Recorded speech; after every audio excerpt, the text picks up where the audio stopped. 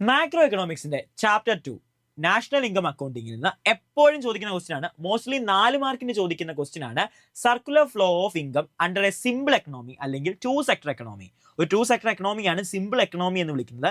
അവിടുത്തെ circular flow of income ഒരു ഡയഗ്രമാണ് നിങ്ങൾക്ക് പിക്ചറിലുള്ളത്.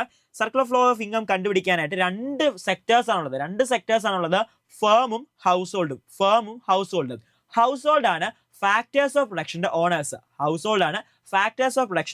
ഓണേഴ്സ്. ഈ ഹൗസ് ഹോൾഡിന്റെ കയ്യിൽ നിന്ന് ഫാക്ടേഴ്സ് ഓഫ് പ്രൊഡക്ഷൻസ് എവിടേക്ക് മൂവ് ചെയ്യുന്നു? ഹൗസ് ഹോൾഡിന്റെ കയ്യിൽ നിന്ന് ഫേമിലേക്ക് മൂവ് ചെയ്യുന്നു.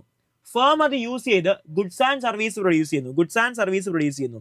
ഫേമിൽ നിന്ന് ഗുഡ്സ് ആൻഡ് സർവീസ് ഹൗസ് ഹോൾഡിലേക്ക് പോകുന്നു.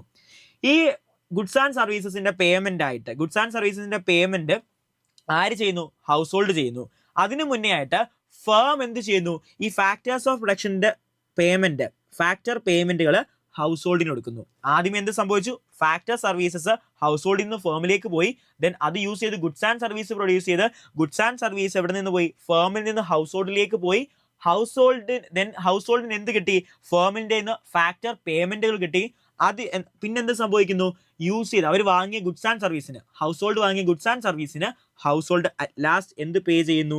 ഫേമിന് ആ ഒരു പേയ്മെന്റ് ചെയ്യുന്നു. ഓക്കെ, കൺസ്ട്രക്ഷൻ എക്സ്പെൻഡിച്ചർ പേ ചെയ്യുന്നു. അപ്പൊ ഇത്രയാണ് 4 കാര്യങ്ങളാണ് അവിടെ സംഭവിക്കുന്നത്. ഫാക്ടർ സർവീസ് അല്ലെങ്കിൽ ഫാക്ടേഴ്സ് ഓഫ് പ്രൊഡക്ഷൻസ് പോകുന്നു. ഗുഡ്സ് ആൻഡ് സർവീസസിന്റെ മൂവ്മെന്റ്, ഫാക്ടർ പേയ്മെന്റിന്റെ മൂവ്മെന്റ്, കൺസപ്ഷൻ എക്സ്പെൻഡിച്ചറിന്റെ മൂവ്മെന്റ്. അതിനകത്ത് റിയൽ ഫ്ലോ ഏതൊക്കെയാണ്? ഫാക്ടേഴ്സ് ഓഫ് പ്രൊഡക്ഷന്റെ മൂവ്മെന്റ്, അതുപോലെ തന്നെ നമ്മുടെ ഗുഡ്സ് ആൻഡ് സർവീസസിന്റെ മൂവ്മെന്റുമാണ് റിയൽ ഫ്ലോ. മണി ഫ്ലോ എന്ന് പറയുമ്പോൾ എന്താണ്? ഈ സ്പെൻഡിങ്ങും ഫാക്ടർ പേയ്മെന്റുമാണ് മണി ഫ്ലോ ആയിട്ട് ഉള്ളത്. ഈ ഒരു ഡയഗ്രാം വരയ്ക്കാനായിട്ട് എല്ലാവരും പഠിച്ചിട്ട് തന്നെ പോകണം.